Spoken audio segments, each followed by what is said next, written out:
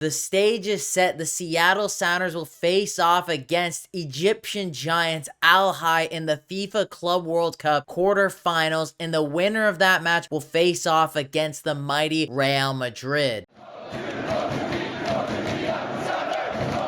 Hello everyone and welcome back to Rave Green TV, and this Saturday the Seattle Sounders 2023 season kicks off at 9 a.m. Pacific time in the FIFA Club World Cup. The Seattle Sounders were given a first round bye in the FIFA Club World Cup, setting their berth in the quarterfinals, and they would face off against the winners between Al Ahly and Auckland City. And at the time of recording, that match is just wrapped up where we've seen Al Ahly smash Auckland City 3-0. So now the stage is set where the Seattle Sounders will face off against Al Ahly, who have won 24 continental titles, being the most successful football club in African history, and was voted by CAF as African Club of the 20th century. So let's talk about the players to watch for Al Ahly and how the Seattle Sounders should line up in this match. As this is an opponent that no one probably knows much about, I'm gonna highlight 3 players that we should look out for in this match. First one being Mohamed Sharif. He's a 26-year-old Egyptian striker who's leading their team in goals with 5 goals in 14 matches, and as well got a goal in their previous match against Auckland City. Then next up is 33-year-old left back Ali Malau. He's leading the team in goal and assist contributions combined with 2 goals and 5 assists in 12 matches, which is very impressive for a left back at his age, putting up those kind of numbers. And it worries me a little bit because defensively we're pretty poor on the right hand side compared to the left, so Ali Malau might be one of the big offensive danger points for the Seattle Sounders. And then moving on to our final player is 31-year-old right mid Hussein Al-Shott, where he joins Cristiano Ronaldo, Lionel Messi, and Gareth Bale as one of only 4 players to score in 3 different Club World Cups. Al Ahly is a very scary opponent for the Seattle Sounders as they've been in this competition multiple times. So they have the experience on top of us who have never played in this tournament before, nor has any other MLS team played in this tournament before. So not only does our opponents have experience over us, there's a lot of pressure for the Seattle Sounders to perform for North America, for MLS. There's going to be a lot of eyes watching them at this game. The Seattle Sounders have their own success in MLS Cups, the CONCACAF Champions League, US Open Cup, Supporter Shields. We have seen this team be successful in some of those occasions, but also crumble at the big moments. The one player I will mention that will be on the top of his game going into this match will be Stefan Frei. There are 3 certainties in life: death, taxes, and Stefan Frei being clutch in any final that he plays in. No matter how bad the Seattle Sounders are playing, Stefan Frei is always on his game. In all 4 of the MLS Cups, regardless of the scoreline, Stefan Frei has always been able to keep his head high because he's always been a top performer for the team. And I don't think there's going to be any exceptions in this match against Al Ahly. I think it is important for the Seattle Sounders to try to keep this game to a 1 or no goal margin for as long as possible. We saw in the previous match between Al Ahly and Auckland City that Al Ahly has mistakes in them. So can the Seattle Sounders and Raul Ruidiaz be able to pounce on those opportunities? Because if Seattle can put 1 or 2 goals in early on in this match, I feel Al Ahly might be shaken up. And I think that's kind of the biggest criticism I have with this team when it comes to playing in finals. When things aren't really going the Seattle Sounders way, you can see the team kind of crumbles when they don't have much possession. They always end up going into a defensive low block, and you just don't really see the best out of these players. And don't get me wrong, I wouldn't be surprised if the Seattle Sounders do bunker down early on in this game, because not only is this going to be their first game of the season, they've never played in this competition, and there's so much on the line for the Seattle Sounders in this match. I just think it's important that Brian Schmetzer tactically tells this team, if this game is still 0-0 come the start of the second half, let's start playing our game. Because based off of the performance Al Ahly had against Auckland City, who is essentially a semi-pro team, the Seattle Sounders can win this game and win this game comfortably. Do I think it will happen? I'm not totally sure because Al Ahly has that experience in this competition. Oh, no.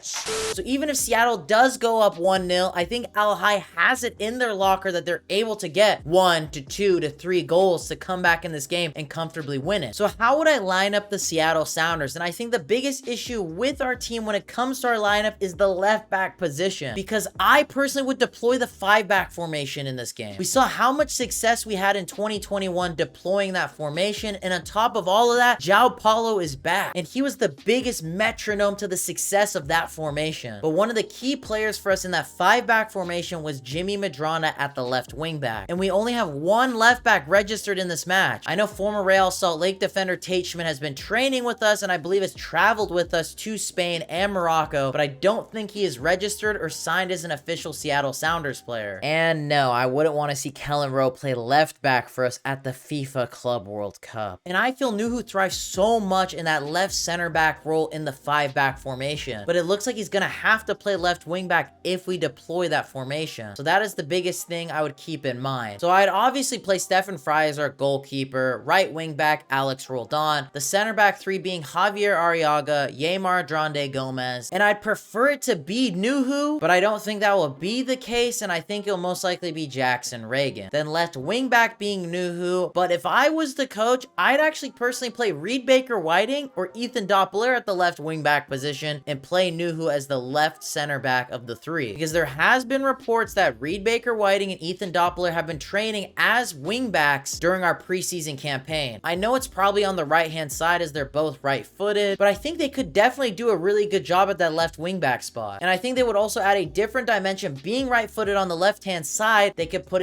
in swinging crosses. So that's just something to think about. Then I'd put Christian Roldan and João Paulo as our 2 center mids, with Nicolas Ladero at the 10 spot, with Freddie Montero and Raul Ruiz-Diaz as our 2 strikers in this match. To the Jordan Morris fan club, hold on one second. I think it'd be so pivotal and game-changing if we could bring Jordan Morris off the bench with his speed if needed to change the game. Because I feel it would be a sneaky move by Brian Schmetzer to leave Jordan Morris on the bench, then bring him on later into the match and see how our man cooks when the Al-High defensive line is gassed from Raul Ruiz-Diaz and Freddie Montero peppering them in the match. But boys and girls, my opinion only matters so much. Let me know your guys' thoughts in the comments down below. What are your guys' score predictions for the Seattle Sounders first match of the 2023 season in the FIFA Club World Cup? So let me know your guys' thoughts in the comments down below. Make sure to smash the like button on today's video, subscribe if you're not subscribed already, and I hope you all have a lovely day.